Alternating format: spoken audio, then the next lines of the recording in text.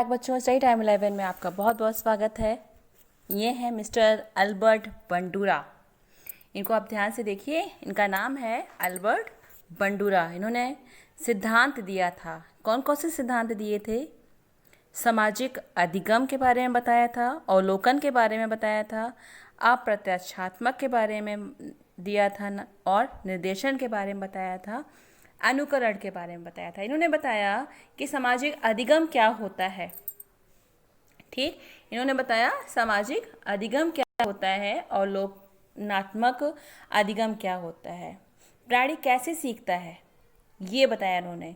अवलोकन द्वारा प्राणी कैसे सीखता है? अवलोकन द्वारा प्राणी सीखता है। बच्चों, ये कनाडा के रहने वाले थे और social foundation thought and action, ये इनकी बुक थी। इन्होंने एक बुक लिखी थी, उसका नाम था क्या?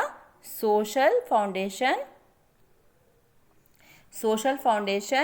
Thought and action. ये बुक थी जो बंडूरा ने लिखा था। ठीक, social foundation thought and action. बच्चों, इन्होंने अपने सिद्धांतों को कई नाम दिए। सामाजिक अधिगम, अवलोकन, अप्रत्याशात्मक, प्रेक्षणात्मक, निर्देशन, अनुकरण। इन्होंने कुछ प्रयोग भी किए। एक प्रयोग इन्होंने किया था निर्जीव गुड़िया पर। बच्चों, इन्होंने क्या किया, इस निर्जीव गुड़िया पे क्या प्रयोग किया, वो हम आपको बताते हैं। बच्चों, बगीचे में क्या किया इन्होंने? बगीचे में एक निर्जीव गुड़िया रख दिया। ठीक, एक लेडी आती है और उसका पैर लगता है उस गुड़िया पर और वह गिर जाती है। लेडी ने उस गुड़िया की पिटाई की और अपशब्द बोला, जिसे बंडूरा ने रिकॉर्ड किया और 50 स्टूडेंट्स को दिखाया। ठीक, 50 स्टूडेंट्स को दिखाया। ये इनका पहला प्रयोग था। दूसरा प्रयोग इन्होंने जोकर पर किया। जोकर पर क्या प्रयोग था कि बगीचे में सजीव जोकर रख दिया। कुछ स्टूडेंट ने आकर हाथ मिलाया, जिसे बंडूरा ने रिकॉर्ड कर लिया और फिर उसे क्लास में ले जाकर, कक्षा में ले जाकर उसे उस रिकॉर्डिंग को चलाया।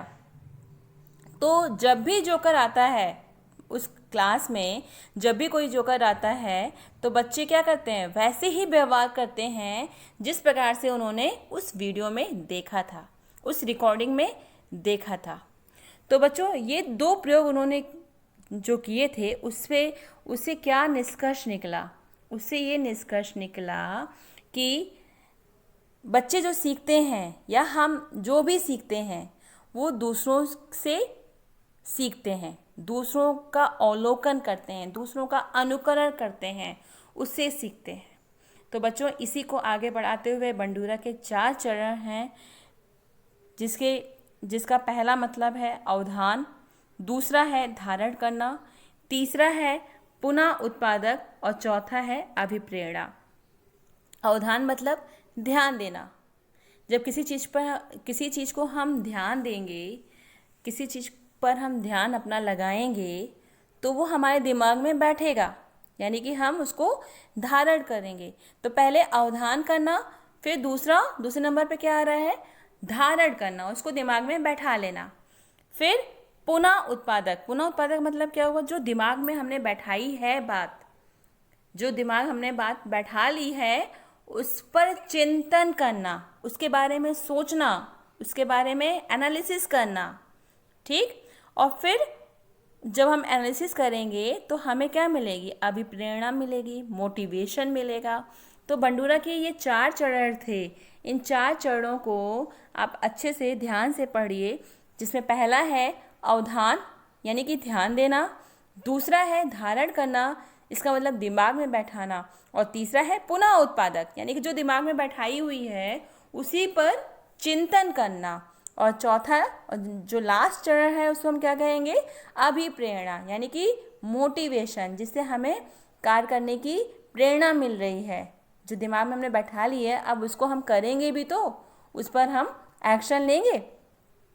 तो बच्चों, ये थे हमारे बंडूरा जी, जिन्होंने इतने सिद्धांत दिए, और इनको हम किस नाम से भी जानते हैं? अल्बर्ट बंडूरा के सिद्धांत के नाम से जानते हैं। जो भी सिद्धांत उन्होंने दिया था उसको हम अल्बर्ट बंडूरा के सिद्धांत के नाम से जानते हैं।